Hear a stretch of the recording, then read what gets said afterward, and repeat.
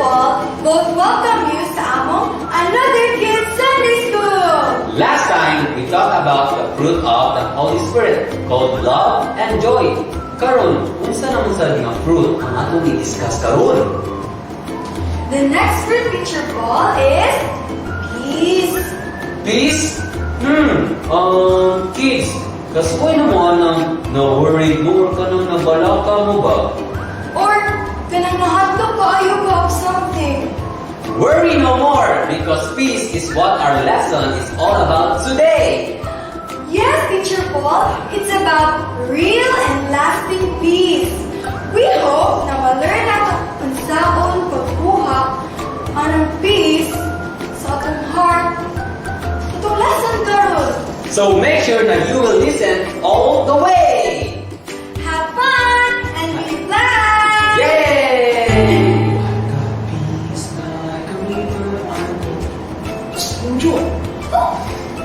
Hi, kids! Hi, kids! Ano naman din sila, Ma'am Jo. Since action song man ta, Ma'am Jo. Ato na yung sundan. Sige! Sa mga action song ang atong kantahon karon. Mga tatao, I've got peace like a river. Kana, Ma'am Jo, kay ang peace mo, Jo, river, Ma'am Jo, eh. Let's sing it together. Ready?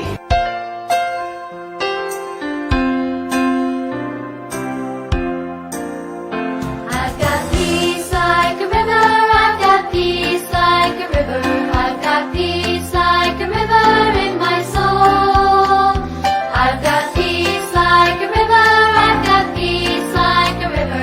I've got peace like a river in my soul. Wow, Ma'am Joanna, ang peace mo, Jo, river, Ma'am Joanna, eh. Oh, ano po? Nya karon atong balikod, sir.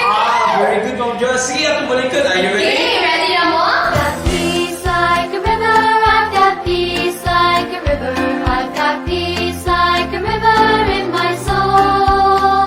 I've got peace like a river. I've got peace like a river. I've got peace like a river in my soul. Very good, mga bata. I hope na amoy peace like a river. So, di ba, Sir Ken, if na kay Jesus Christ, naagid kay peace. Karon, atong punan atong song. Maganta na po taglain. Usa naman atong lahi ng ikanta, sir. Kanang. Katry na kang mahadlok, Ma'am. Oh, kadaghan. Na ako'y song nga about sa hadlok. Pero, tungod kinahanglan kay Jesus Christ na kay peace. So, let's sing When I Am Afraid. Kana. Sige! Ready? 1, 2, 3.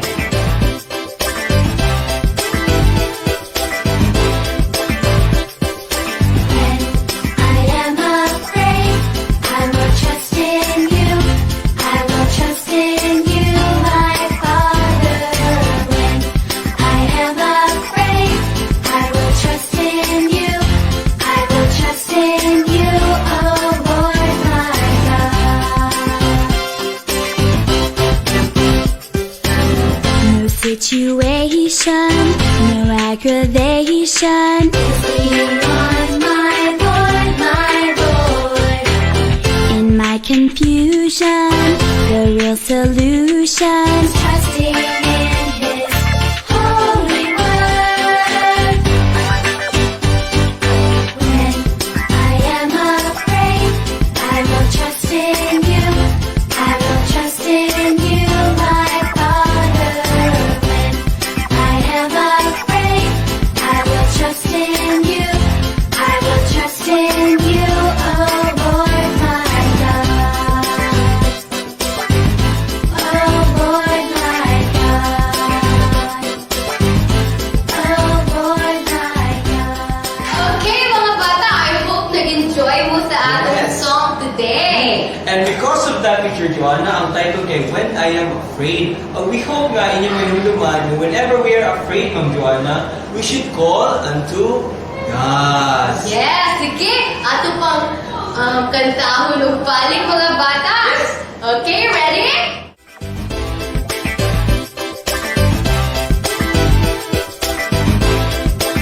When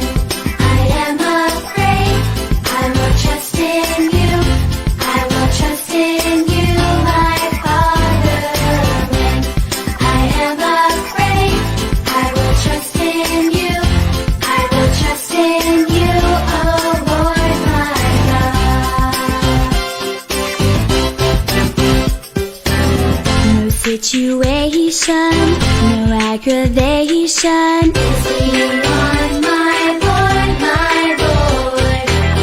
In my confusion, the real solution. Trusting in His holy word. When I am afraid, I will trust in you. I will trust in you, my Father.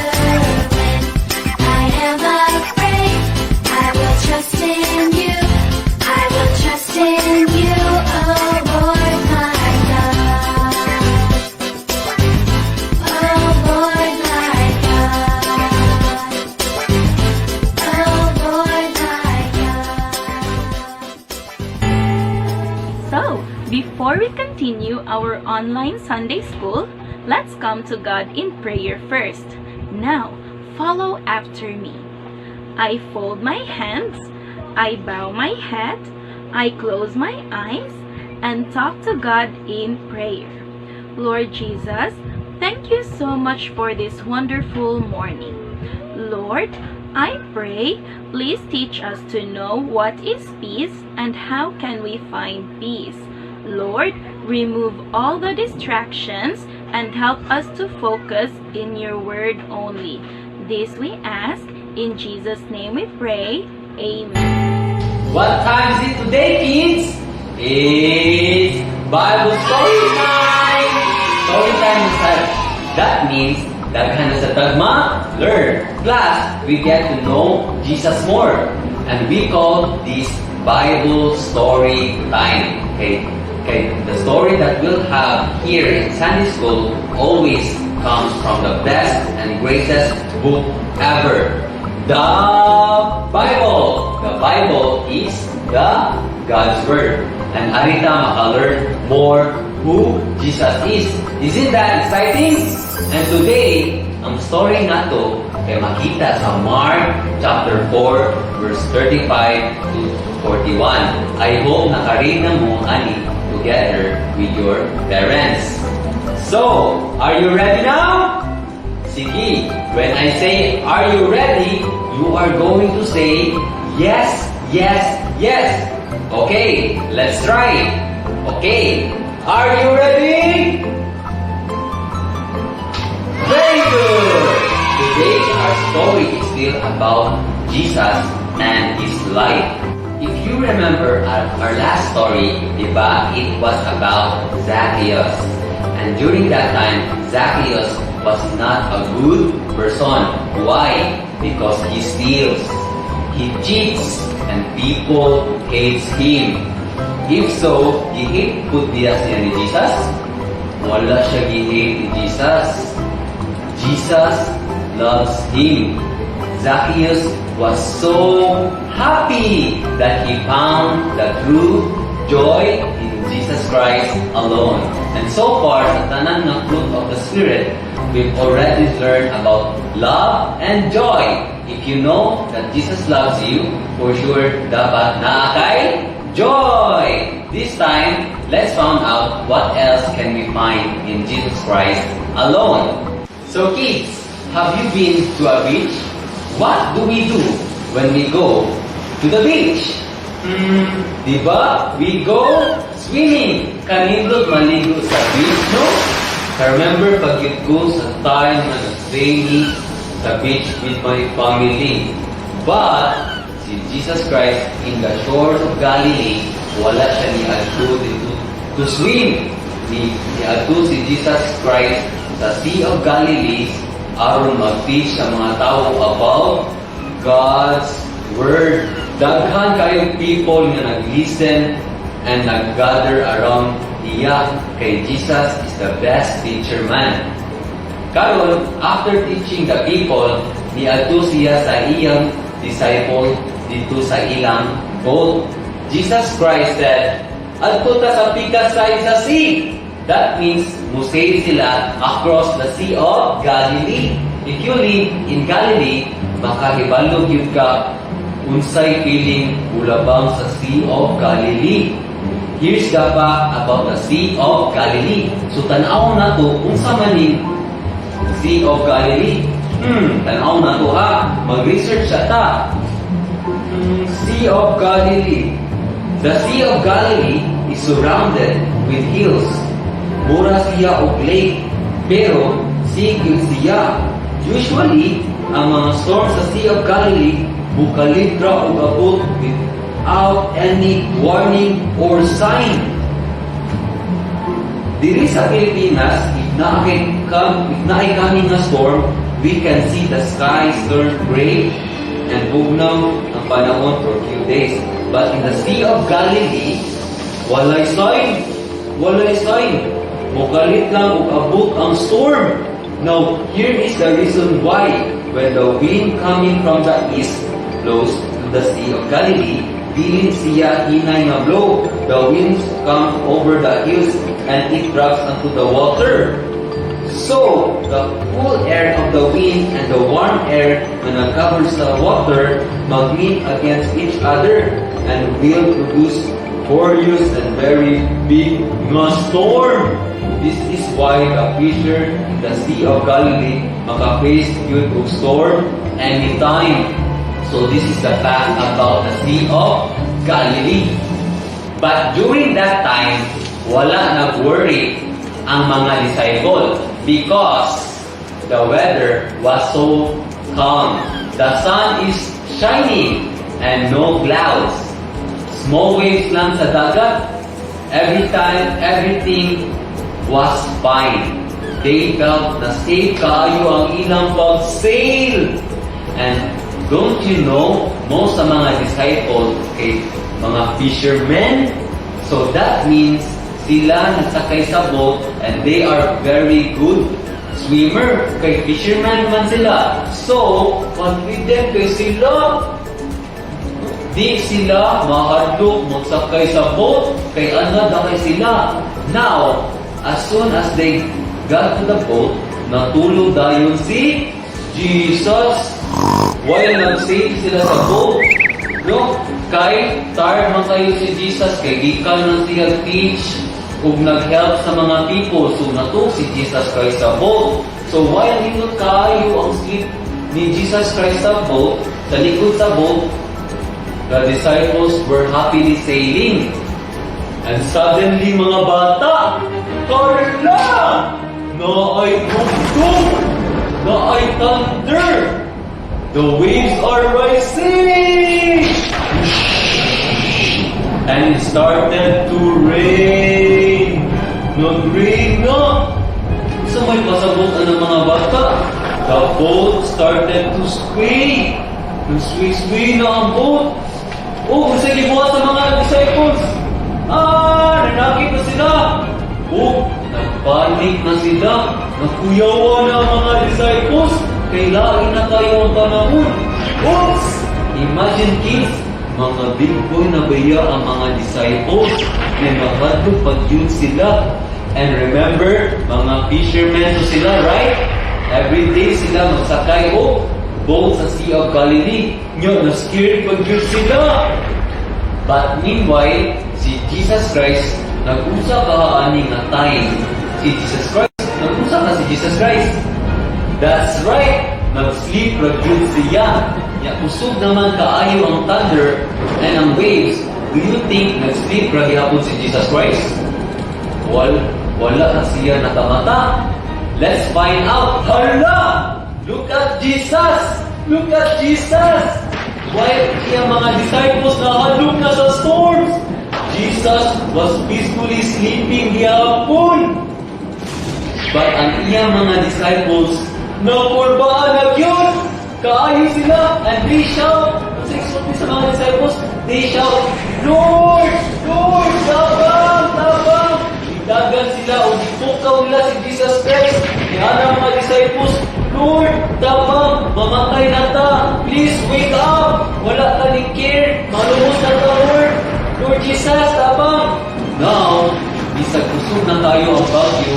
Nagpo na ang waves, nagsway na ang boat. Jesus Christ remained calm. Ano ka? Mamatay naman padulong ang mga disciples. Malunod na ang boat, kay big na tayo ang waves. But nano, kalma and peaceful naman gahapon si Jesus Christ. Ano ka? Ibangon si Jesus Christ and looked at the seas and the winds and the clouds and the rain, and he raised his hand and he said, "Peace, be still." And suddenly, hala! Ni-stop ang rain! Ang hangin ni-stop! Ni-calm din ang waves! And ibalik ang sun to shine. And the disciples were shocked! Hala! Then Jesus Christ said to his disciples sa boat, "Why are you scared? You still don't believe me?" Ano si Jesus Christ? Ang mga tao sa boat na surprise ni Jesus maayo when they saw what Jesus did. Nga nakaingon yun sila, kinsa man ni siya, na iya man napastop ang storm, ug i-obey ang hangin niya. His disciples forgot na si Jesus biya ilang kuyog. And kinsa gani si Jesus? Kinsa man si Jesus? Si Jesus is the Son of God biya siya. That means powerful siya. Tanan butang sa kalibutan kay control niya. Mabuhat niya ang tanan, even ang pag-stop sa storm. Kamu, kaya ninyo i-stop ang storm? If you tell the storm, stop, musa ka ang storm, dili. Why man? Kay dili ta parihan ni Jesus, dili man ta powerful. Kids, it is so amazing to know, diba, na kaya di ay buhaton ni Jesus ang mga mighty things na dili ma-explain. The reason why we are scared is because nakalimutan kinsa si Jesus and what He can do. Pareha sa mga disciples, or worse, mahadlok ta because we don't believe that Jesus can help and protect us. The people who believe in Jesus nakakuha og peace, dili kay tungod walay storm, but kay tungod nakakita nila ang nahimo ni Jesus sa storm. Na even sa mga bad times and pinaka-scary nga times sa atong life, maka-help di ay si Jesus Christ na to. So, ingon sa John 16:33, "These things I have spoken unto you, that in me you might have peace. In the world you shall have tribulation, but be of good cheer, I have overcome the world." That means di ay nga diri sa earth where we live, daghan gyud kaayo makapasad nato, makapa-worry, mapaka-scare nato, but ingon ang Ginoo nga naa niya ang peace. Kanindot gyud manunawon nga si Jesus who calmed the storm is the same Jesus who died on the cross to save us from hell. Kung asa ta labay tungod sa ato mga sins. Let's remember this, kids. Jesus is more powerful than anything we are scared of. Coronavirus, Jesus is more powerful. Storm, Jesus is more powerful. Hell, Jesus is more powerful.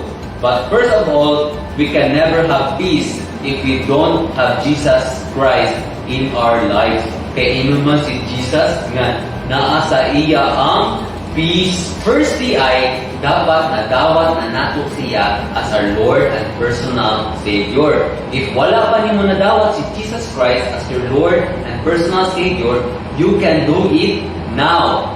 Just believe that Jesus Christ is the only one who can cleanse your sin and bring you to heaven, and receive Him into your heart and into your life as your one and only Savior. If mauna sa imong heart karon, let's do it by talking to God through prayer. Sige, follow this prayer from your heart. Sige, mag-pray ta. Okay? Lord Jesus, I admit that I am a sinner and I must go to hell for my sins. But Lord, I believe that you died on the cross for me to save me and pay for my sin. I'm sorry for all of my sin, Lord. I open my heart today. Please come inside as my Lord and personal Savior. Thank you so much for saving me. In Jesus' name we pray. Amen. Okay, kids, thank you for listening. Bye. It's memory verse time! God said that we should hide His word in our hearts. That's why we should memorize as much verses as we can. Now mag-memorize ka at least one verse about peace. And you know what? This verse comes from the mouth of Jesus. That means si Jesus yun ang nagsayabi ng verse. Karon, sundan si Teacher Deb si Teacher Joanna. Ready? 1, 2, 3. John chapter 16 verse 33. These things I have spoken unto you, that in me ye might have peace. In the world ye shall have tribulation, but be of good cheer. I have overcome the world. Well, Teacher Deb, saan may pasabot ani ng verse? This means mga bata na every now and then naandyan mga sad times and mga bad times. Magproblema ta, especially mama and papa, daghan na sila o problems. But, ingon si Jesus, nga naa sa iyaha, peace. So, worry no more. Let's get the verse again. Sige, ready? 1, 2, 3. John chapter 16 verse 33. These things I have spoken unto you, that in me ye might have peace. In the world ye shall have tribulation, but be of good cheer. I have overcome the world. Hey, very good, kayo. But, Teacher Doc, one last na lang. But this time, mga bata, fill in the missing words. Okay, let's start. John chapter 16 verse 33. These things I have spoken unto you, that in me ye might have. In the ye shall have, but be of. I have overcome the. Yay! Thank you so much. Goodbye. Hello, kids! Welcome back to our class time! Ako si Teacher William. Ako si Teacher Ken. O karon kami inyong craft teacher. Yay! Teacher Ken! Unsa ba yung buhaton karon? Ang atong buhaton karon Teacher William is the praying hand. Wow! I'm so excited na! By the way, nga nang praying hands man, Teacher Ken, mo? Peace man akong team. Okay, there is peace when we call Jesus in prayer. Kailan naman ka sa story nga naibagyo, but sa libang ilang gitawag si Jesus, yung barog si Jesus niya iyang ipapunong ang kusog nga hangin o ang ulan. Oh, sakto ka, Teacher Ken! Iana ko dyan ang Bible sa Philippians 4:6-7. Be careful for nothing, but in everything by prayer and supplication with thanksgiving. Let your requests be made known unto God, and the peace of God, which passeth all understanding, shall keep your hearts and minds through Christ Jesus. Very good, Teacher William. Now, unsa pa man akong liwat? Here are the materials. In this crafts time, we will be needing the following materials: the hands, bond paper, marker, and scissors. So here are the instructions in making the praying hands. First is fold the bond paper into half. Put your hand on the side of the bond paper. Trace your hand using the marker and cut the traced hands carefully. For kids ages 3 to 6, make sure you have someone older than you to help you in cutting. Ta-da! The praying hands. Pwede ninyo isuwat inyong prayers inside sa praying hands. Yes. So, like for me, akong gisulat sa akong praying hands is I'm praying for my church. And ako, safety. Oh, how about another one, Teacher Julian? I pray for my friends. Oh, ako sa teacher niyan, akong family. Oh, very good. So I hope na maka-remind me sa atua to always pray to God whenever we are afraid, worried, or scared. Because when we pray to Jesus, there we can find peace. And make sure not to forget to drop your caps on the comment section and use hashtag #CrossTime with peace. So this is Cross Time. Bye-bye. Before we end our online Sunday school, let's come to God in prayer. Now follow after me. I fold my hands, I bow my head, I close my eyes, and talk to God in prayer. Lord Jesus, thank you so much for today's lesson. Now, Lord, we know what is peace and where can we find peace. We can only find peace in Jesus Christ alone. Thank you, Lord, for the Lord Jesus Christ, now that we have peace within. Lord Jesus, help us to share this peace with others also. Lord, I'm so sorry for all the times I'm scared because I did not believe that Jesus is more powerful. But Lord, thank you so much for this chance and for this peace today. Thank you so much for the blessing. In Jesus' name we pray. Amen. Yay! I hope you had fun today. But most importantly, I hope that you have learned something from our lessons at Sunday school today. And to find out if you have really learned something, we have a very, very short quiz. But don't worry, the questions are so easy. Okay, let's try answering them. Question number 1.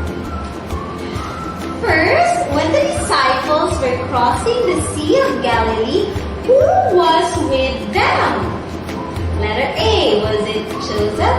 Letter B, was it Jesus? Or letter C, was it Mary? Who do you think? And the answer is letter B, it was Jesus.